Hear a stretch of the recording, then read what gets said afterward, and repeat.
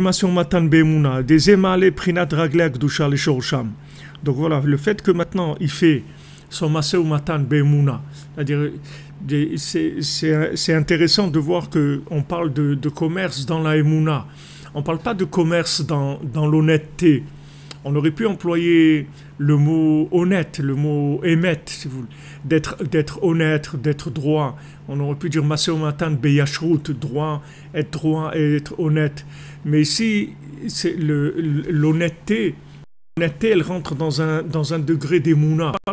Pas uniquement le fait que la personne, elle triche pas ou elle vole pas. C'est que il y a tout l'échange se fait dans la émouna. C'est-à-dire dans la émouna, ça veut dire que maintenant on est en train d'échanger des éléments qui sont divins, des parties divines. C'est ça le principe du Maseu Matan Be'emuna.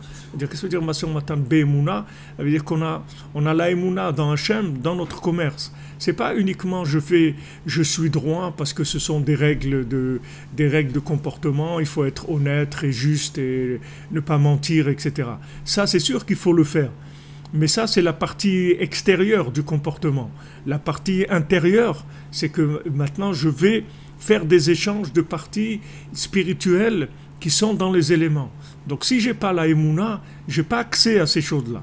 Ces choses-là, elles ne se libèrent pas, elles ne s'ouvrent pas, elles ne viennent pas vers moi. Comme quand je mange quelque chose, si je fais la bénédiction, si je n'ai pas la émouna, alors ça ne s'ouvre pas. C'est-à-dire la chose, elle se révèle pas. Et en fait, je brasse du vide. C'est-à-dire quand je n'ai pas la émouna, c'est du vide que je brasse. Puisque la chose, je vais avoir accès qu'à l'extérieur de la chose.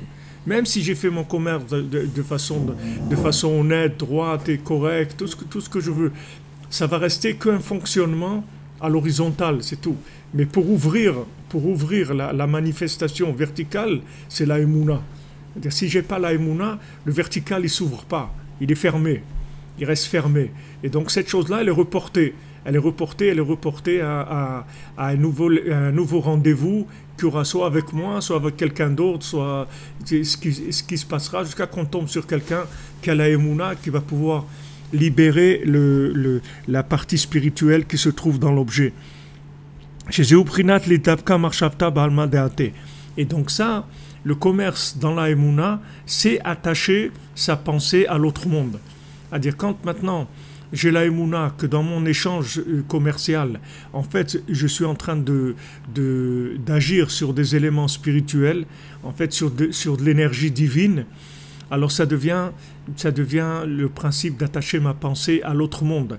C'est-à-dire comment ça se manifeste chez moi, l'attachement de la pensée à l'autre monde, c'est que quand je suis conscient que mes échanges commerciaux, ils se font parce que je suis maintenant mis en rendez-vous avec Hachem pour échanger des éléments spirituels. C'est ça, chez moi, la manifestation de l'attachement de la pensée à l'autre monde. Bien sûr, ça va demander le comportement honnête, juste, tout ce que vous voulez. Mais tout ça, c'est-à-dire même si quelqu'un est honnête, et même si c'est même si c'est honnête, ça ne suffit pas. C'est-à-dire même si quelqu'un il est juste, honnête, il ne ment pas, il ne triche pas, il a un prix correct, tout ce que tu veux, ça ne suffit pas. Ça suffit pas. Il faut avoir la émouna. La émouna, ça veut dire que tu es conscient que dans cet échange-là, il y a une présence divine.